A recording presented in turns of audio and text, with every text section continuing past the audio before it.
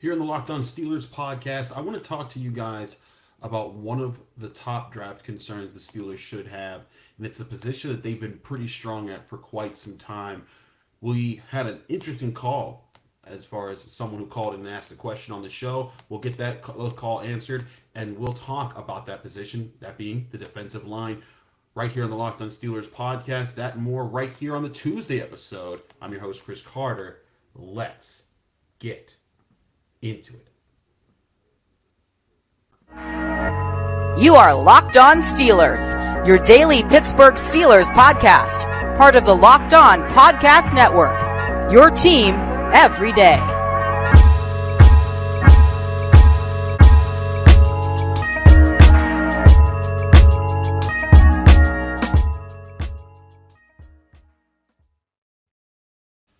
Hello and welcome to the Locked On Steelers podcast. I'm your host, Chris Carter, bringing you your daily dose of all things on the Pittsburgh Steelers. As always, you can find this show wherever you host your podcast from or on YouTube. If you're watching this on YouTube, hit the like button of the video if you enjoy it. Hit the subscribe button on our YouTube channel to get all of our daily Monday through Friday episodes as well as our bonus content. We thank you for making the Locked On Steelers podcast your first listen every day because we bring your team every day.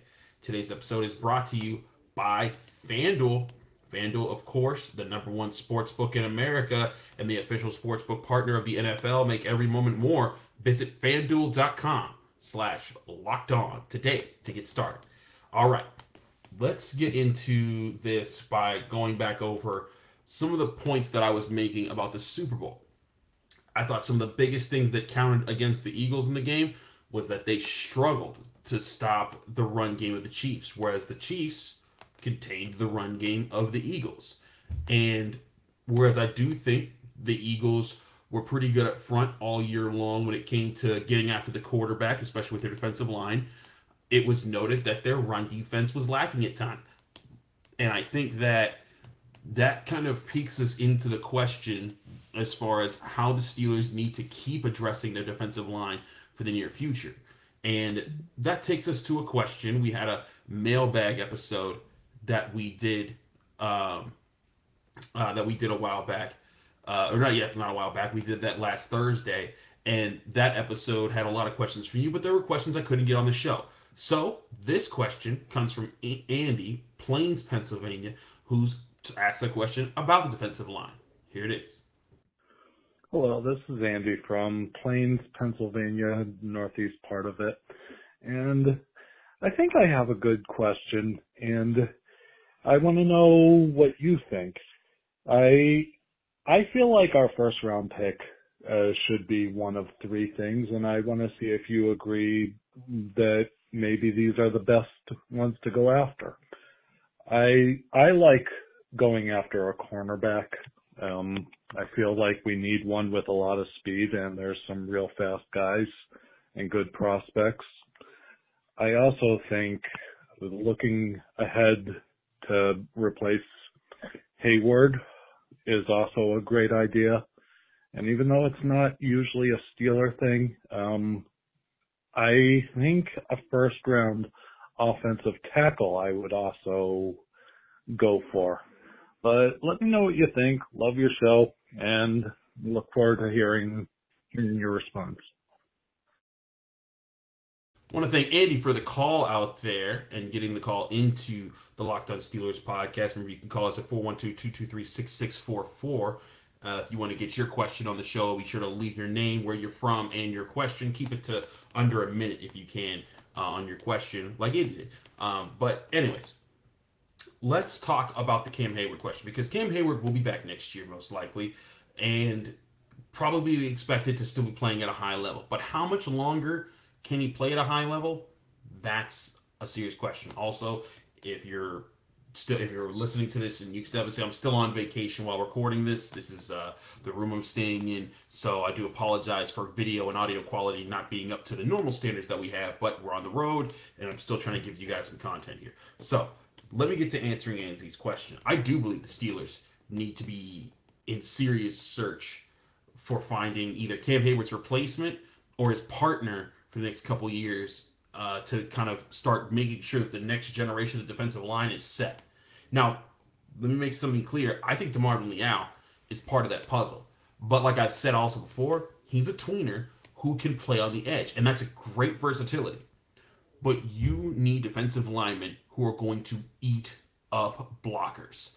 Not just win in pass rush situations, but eat up blockers, win against the run, and sometimes when you're trying to be double teamed, stone the double team so the linebackers behind you can be the playmakers.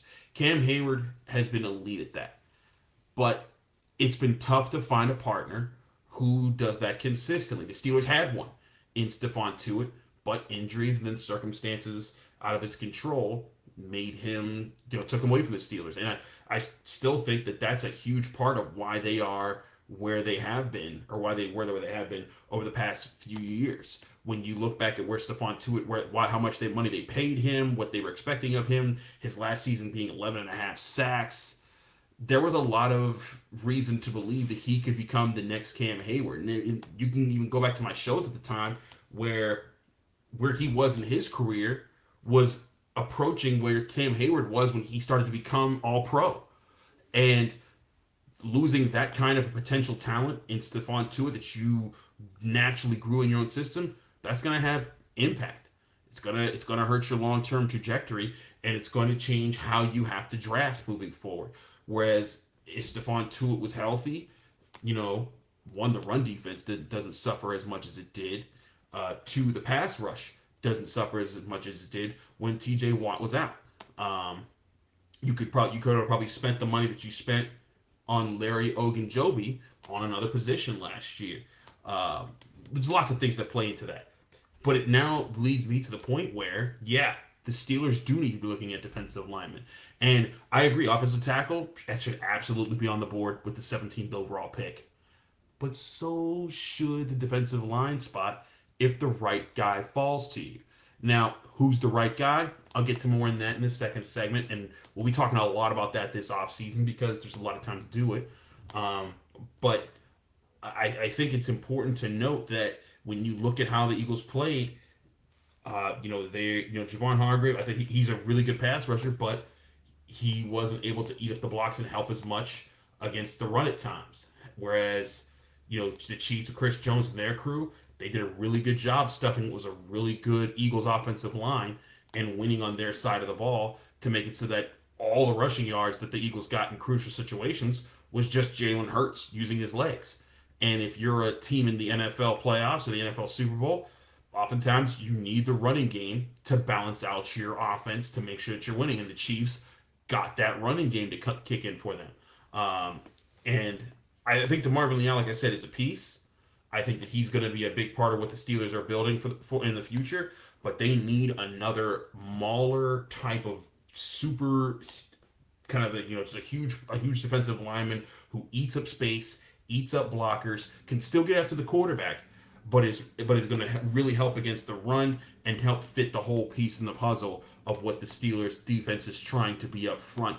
I want to talk more about the prospects who are in that mix there in just a minute here on the Locked On Steelers podcast. So don't go away just yet. We got a lot of things to talk about. But first, we got to talk to you guys about one of our great sponsors, and that's BetterHelp Therapy Online. Now, this show is sponsored by BetterHelp Therapy Online, which is a service that I can't recommend enough because in all our lives, we're all going to take on pressures, responsibilities, burdens, things that weigh down on us and then have an impact on our psyche. And sometimes you need a good therapist to help you work through trauma, challenges, whether it's, overcome or, something you're still working on, and helping to process things yourself. And this is where BetterHelp Therapy Online comes in, because they will match up your needs with the different licensed professionals that they have in their database and help you find a therapist in less than 48 hours. This is not a crisis line. This is not self-help. It's actual professional therapy done securely online and available to people worldwide. And with therapy, sometimes the match can just not be a right fit. BetterHelp makes it easy to find the right fit because they make it free to change therapists whenever you need. And if you ever need a phone call or need to message your therapist, they're right there available for you on the app. And they have a special offer for our listeners right now. Get 10% off your first month at betterhelp.com/lockedon. That's 10% off your first month of online therapy at betterhelp.com/lockedon.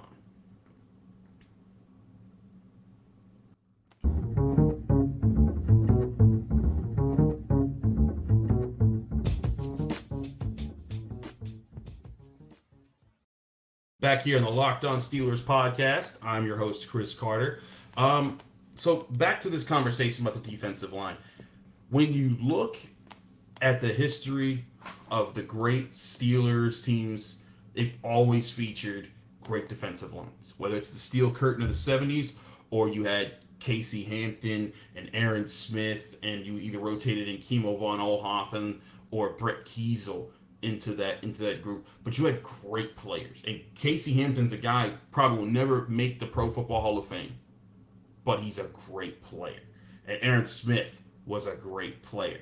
Those were guys that were so amazing at what they did. They did a lot of the dirty work. They set tones for the entire team, and it was a big part of what that defense did. It made James Ferrier's job so much easier at linebacker. It made Lawrence Timmons' job so much easier, Larry Foote.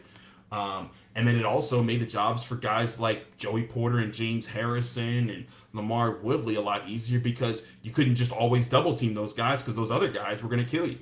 And that's where the Steelers, I think, need to remain at if they want to be an elite team. One thing that a friend of mine, Mark Caboli, he always says in his matchups, he's like, the teams whose defensive line outperforms the opponent's offensive line more so than the other team's defensive line outperforms theirs, that's the team that's normally going to win. That's how he picks a lot of matchups. And I think that's a very interesting metric there. And I wasn't sure how that was going to match up in the Super Bowl with Fletcher Cox and Hassan Reddick and Javon Hargrave against the Chiefs' offensive line. And, with Chris Jones and the guys of and Carlos Dunlap and the guys of the Chiefs defensive line versus, the Eagles offensive line with Jason Kelsey. But in that game, clearly the Chiefs won out more often. And I think if the Steelers want to be in that conversation, especially with the style of football that they want to win with, they're going to need to get those guys. So in this draft class, I think there's a lot of guys that they could add up front in the first 50 picks, especially even in the first 80 picks, where they can get it. I think that's another reason why it's so good for them to have the Bears pick at 32, because now you have 17, 32, and 49 as your top three picks to get 3 cracks at this. And still, wherever you take that shot, you have 2 more shots at other positions of need. We'll get to those later. But going over some of the top prospects, the one obvious one that I want to get out of everyone's minds is Jalen Carter. I don't care what anybody says about a story about how he's not liked or there's something going on there. So there was a report that maybe he wasn't being considered as high because of some story of off-the-field issues. Unless he's in trouble with the law, that man is going top 5, maybe top 2. I mean, Jalen Carter is that phenomenal of an athlete and has the potential to be an all-world defensive lineman. The Steelers ain't going to get him, but they could still get guys who I think could be very reasonable when it comes to defensive linemen, and guys not just reasonable, who could be real playmakers. Bryan Bresee out of Clemson, he's one of the guys that pokes out. I'm not sure if he gets to 17, but he's 6'5", 300. He's very athletic. He moves. I think he'd be an interesting look there. One guy I think that gets overlooked a bit, but more and more people are starting to look at his measurables and looking at his tape, is Lukas Van Ness out of Iowa. Now he's 6'5", 264. He's a little bit leaner, but and he played a bit more edge than the other guys would. But you saw him play on the inside, and you saw his strength and his ability to punch through opponents and rip into the backfield, whether it was a pass or a run. And you saw that he was more of a rotation. There might be some hesitation there, but his only 2 years of playing experience and maybe the lack of overall snaps and things that people can tell from that metric that might be what plays down his stock, and he could be a guy like TJ Watt, not saying a defensive player of the year, but a person who people were like, I don't see enough long-term tape of this guy. I'm going to go for this other prospect over here. TJ Watt was looked at as like, well, he has really good explosiveness, he has really good athleticism, but is he going to be an elite edge rusher? We don't see those tools yet in his toolbox, and now TJ Watt is, TJ Watt. Now, I'm not saying Lukas Van Ness gets there, but I think it's an interesting prospect to see how he can measure up and maybe be a defensive lineman like that. And he's shown the ability to also play on the edge. So that could be another flexible piece that you add to your repertoire. But would he be a guy that eats up the blocks like I was talking about? That's a legitimate question. A person who is that, who I think that, he fits that mold entirely, and he's a guy you could definitely wait for the second round for, is Wisconsin's Keeanu Benton. And I've talked about him before. I talked about him during Senior Bowl week because he was playing very well in the practices. There were some really good reps that he had. When I started looking at his Wisconsin tape, I was like, there's physicality, there's good hand usage. Got to work on some of the mechanics, but he's a guy who I could see a person being physical, eating up blocks, and occasionally getting after the quarterback and being a big help in the run. Calijah Kancey is a guy who I've brought up before. He's a Pitt guy. He's a really tough force in the middle, a unanimous All-American. I think the biggest thing that's against him is he's only 6 feet tall, and when the Steelers want those big mauler type of defensive linemen, they want 6'3", 6'4", 6'5". Those guys that can, when they get their hands on you and they extend, they're getting that length so that you can't get into their chest plate and you can't be an offensive lineman who ties them up easily, and you can impose your strength a little bit more. Calijah Kancey has plenty of strength and plenty of quickness and plenty of moves. I just think that the Steelers, they might be looking a way to try to find another Cam Heyward type in a person who's bigger in his frame as a defensive lineman. I think if they added Calijah Kancey, they'd have a heck of a playmaker. And I think they would still need to get another big type of, maybe like a nose tackle type of defensive tackle, but Calijah Kancey could still be an answer for you on the inside. Another guy that I've really liked as a guy that you could bring in maybe in the somewhere day 2, maybe even with that 3rd round pick if he falls that far. I don't know if he will, but Gervin Dexter Sr. of Florida, 6'5", 318. To me, he has the right build, the right size, the right tenacity. I like the idea of putting him in that situation there, and that could be a place where the Steelers find that answer. And there's other guys like Byron Young of Alabama, Zach Pickens, Siaki Ika, Baylor. A lot of people are talking about him with his 6'4", 358 frame. A lot of these will also need to play out through the combine. How do these guys test? What's their broad jump? So I want to see their explosiveness. How quick are they? What's their cone time? What's their shuttle time? I want to be able to see their change of direction, their athleticism measured up. And then, I think it'll start to be interesting to see, where do the Steelers go? Who do they talk to? Who do they visit for their pro days? Who do they, who do they have meetings with? Those are all going to be big questions. But the defensive line does need to be addressed. And I think with the Steelers' philosophy, it will be addressed, especially with Andy Weidl now in the front office. There was a whole thing during Super Bowl week that the Eagles, gave credit to Andy Weidl. He's part of what built that house to get them there, even though he was with the Steelers this past year. And part of what I think that he did so well for the Eagles was he gave them rotational guys up front. Was that, even though you had a dominant defensive front, or at least, guys like Fletcher Cox who could set tones, you were going to be able to rotate guys in and out. And that's so important in today's game, to have fresh legs to continue to win the line of scrimmage, especially as the game gets later and later.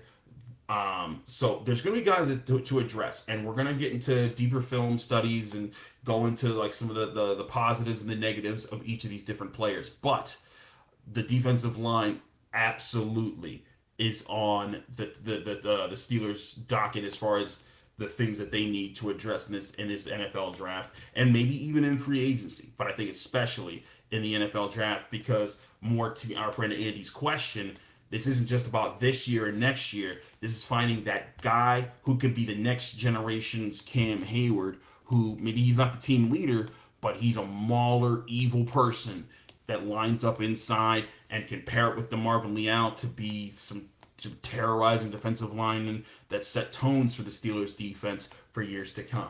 But what other positions can they be looked at? Can be looked at? We'll get to that in just a minute here on the Locked On Steelers podcast. So don't go anywhere. We got a lot more to talk about and another call to answer here right on the show.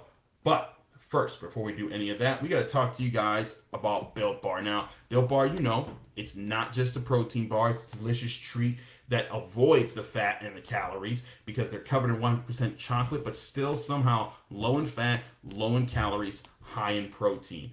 Though the holidays are over, people are still trying to eat healthier and they're trying to get ready for when the weather starts to warm up. And this is where Built Bar becomes the best option for you. Like I said, they're covered in 100% real chocolate, but they come in amazing flavors like churro, peanut butter brownie, double chocolate brownie, coconut almond, and so much more. And all these flavors only pack 130 calories, 4 grams of sugar, and 17 grams of protein. You don't need to wait to get around to get a box. You don't have to go to built.com and order it and have it delivered to your door, which you still can do, but there's now new ways to get it right in your local Walmart or Sam's Club. That's right. If you head to your nearest Walmart today, you can walk to the pharmacy section and grab yourself a box of Built Bars by picking up a 4-bar box of cookies and cream, double chocolate, or coconut puffs, or if you're close to a Sam's Club, run and grab a 13-bar box with hit flavors like brownie batter and churro. Trust me, when you try Built Bars, you'll thank me later because Built Bars aren't just protein bars. They're the best protein bars around, and they taste like a candy bar. Go get yourself a Built Bar from Sam's Club, Walmart, or Built.com.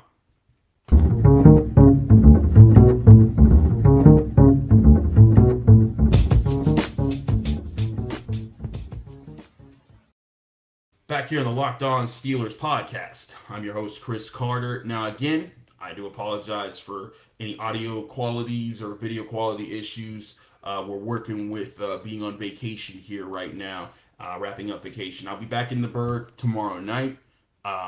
Watching tonight, if you're watching this on Tuesday. So eventually I'll be able to get back to working in my studio and have everything up tip-top shape and bringing in guests again. We'll get into that in a bit, but I want to go back to another question here because it gets into a little more wide variety of where the Steelers need to go in the NFL draft. And this question comes from another caller. This is a question our man Antonio from Texas. Here's Antonio's question about the NFL draft. Hey, Chris. My name's Antonio. I was born in Pittsburgh and lived there for the first 18 years of my life. I now live in Texas, but I'm still a Steelers fan and always will be. My question is, there's obviously some holes in the Steelers, offense mostly, but defense too. What positions do you think do we need to maybe dive into the draft or dive into free agency, maybe pick up a Keeanu Smith? Maybe pick up, a Mako Hardman if we need some receiver depth, or whatever, or maybe a middle linebacker. And what positions do you think we have the depth already? Maybe at cornerback, we need to give Levi Wallace some more chances. Maybe we need to give, I can't remember his name, KZ. We need to give KZ some more chances, maybe. But yeah. So what's your thoughts on that? First of all, thank you, Antonio. Appreciate your question. First, I want to thank our friend Antonio for the question because I do think the Steelers need to be looking at multiple positions in this draft, and I think it's essential that they hit on multiple of those multiple positions. But especially, they should be looking at some defensive positions. Yes, the Steelers do need to fix their offensive line.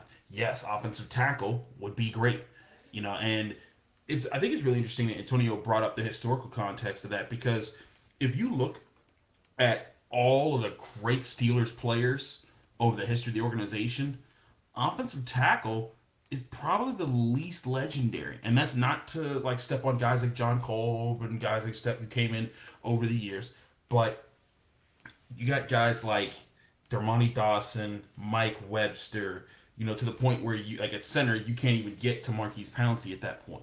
You got guards like Alan Faneca. You got running backs all over the place, wide receivers all over the place, quarterbacks.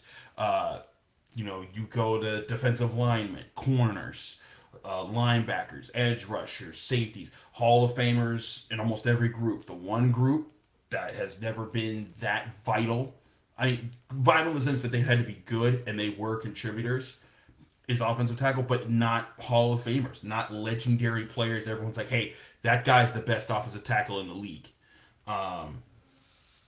for a considerable period of time. So I do think offensive tackle should be looked at. Absolutely. Like, you can't just throw it out and just say, we've been able to win those before. I think the Steelers do need really good blockers there, and especially at left tackle, because I just think that Dan Moore Jr. has done a good job as a 4th-round pick who's had to come in and kind of figure himself out. But I also think that they need an upgrade over him so that he's either the first guy off the bench or you're moving him to a different spot on the line and maybe you find success with him elsewhere. But more to Antonio's question, I think that they shouldn't just limit themselves to that, especially with the 1st-round pick. On the picture that I aligned with his card when he called was of Christian Gonzalez, the Oregon cornerback. And I think Christian Gonzalez would be a fantastic prospect if they could land him. I don't know if he falls to 17. I don't think he does. But if I look at some of the other guys on the list here, Devin Witherspoon, I think would absolutely fit a lot of their needs. Everyone talks about Joey Porter Jr., and that's not to put him down. I think that he's very good. But you got guys like Cam Smith, Kelly Ringo, Emmanuel Forbes, and even guys later on that maybe you could try to swing with that second round pick in Kai Blue Kelly or Julius Brents, or Tyreek Stevenson in the 3rd round. Guys like that would be such an asset to the Steelers cornerback room. I was on 93.7 The Fan with a friend of ours, Josh Roundtree, who's been on the show. And he asked me about what if the Steelers go sign Marcus Peters. And I was like, hey, adding a guy who can create turnovers and a guy who could play for your defense, that could work. But why pay for that position when that's a group that you could get younger at? Because let's look at the presumed Steelers cornerback room. You have Levi Wallace. Currently under contract, you have Keller Witherspoon and William Jackson III. I either expect those guys to not be around because of their contracts or to have lesser contracts. I expect them to go sign and keep Cam Sutton. I expect them to probably keep around James Pierre. I also expect them to kind of keep Arthur Mauler as a cheap slot option who they know and can rely upon. I think they could also look for another slot option themselves. But just for the sake of my point here, let's say those are the 4 cornerbacks that you're going with after free agency going into the NFL draft. Let's say you get not Christian Gonzalez. Let's say you get Joey Porter Jr. or Devin Witherspoon, one of those guys. You're expecting that guy to come in and probably be your top corner in a year or two. You're expecting him to at least start in this early part of the year. But we all know cornerbacks go through their ups and downs. They have their times where they have to adjust, and there's going to be time to expect them to adjust. If you have Levi Wallace and James Pierre and Cam Sutton and Arthur Mauler in place, they know their system. They're going to be able to play it. And you're going to be able to plug whichever rookie that you draft into that system. And it's not just the system that they're going to be learning from all the vets. I think a big asset that the Steelers got in Joe Hayden wasn't just his ability to be the top corner on the team for some years. It was also to nurture and help grow Cam Sutton into the player that he is today. And I think that Cam Sutton has a lot of those leadership qualities that make him such an important part for this team that the Steelers can't afford to let go. And if you draft your top corner of the future, say you get a guy that's going to be your Pro Bowl cornerback, and if you imagine the Steelers getting a top tier cornerback in the NFL paired with Minka Fitzpatrick, still with TJ Watt, and if you're able to get a couple more pieces for the defensive line, maybe a key linebacker, you put yourself in the position to be one of the best defenses in the NFL for years. And again, you'll have a guy who can learn around a bunch of veterans, and when he comes up, him and Cam Sutton are a heck of a 1-2 punch at the cornerback position, and you still have depth guys like Levi Wallace and James Pierre whenever they go down. So that's why, yes, they should be looking at cornerback, but they should also be looking at linebacker. They should also be looking at defensive line, as I've spent most of this episode talking about. And they should definitely be keeping an eye at offensive tackle, and frankly also guard and center. Just because James Daniels and Mason Cole and Kevin Dotson all had better grades than the offensive tackles, I wouldn't put that ahead of finding a top-tier offensive lineman who can kind of be the flag bearer of how you want your offensive line to play if the pick is lined up for you. And the question is, where will that happen? This is a deep cornerback class. So say you're sitting in a position where you value, your offensive tackle as much as your cornerback that you're up against in the first round, but you also know that there's about like 4 or 5 more cornerbacks that you could get with that 32nd overall pick or even that 49th overall pick that you would feel really great about as far as playing, as a future cornerback star of your room versus not having that many other offensive tackle options. I think that's worth a look, because if you're able to find that answer at the offensive tackle position and get the cornerback that you want, you could double up there. But again, there's so many things that have to be calculated into. That's why I'm not in here trying to tell you they're definitely going to get picked this guy or that this guy's this, or trying to make definitive statements before we've seen these guys at the combine, before we've seen all the things adding up, and before we've compiled more of the data. I also haven't had a chance to watch extensive film. I've been able to kind of go through, find key games of certain players that I've taken an interest in and said, okay, I like this, I don't like this, and this is where I'm weighing things. But as we go throughout the offseason, I promise you'll be getting a lot more of that from me right here on the Locked On Steelers podcast. And we'll have a lot of time to get there because it's only mid-February. But I appreciate everyone for checking us out here on the Locked On Steelers podcast. Again, this should be my last vacation episode. I'll be back in Pittsburgh soon.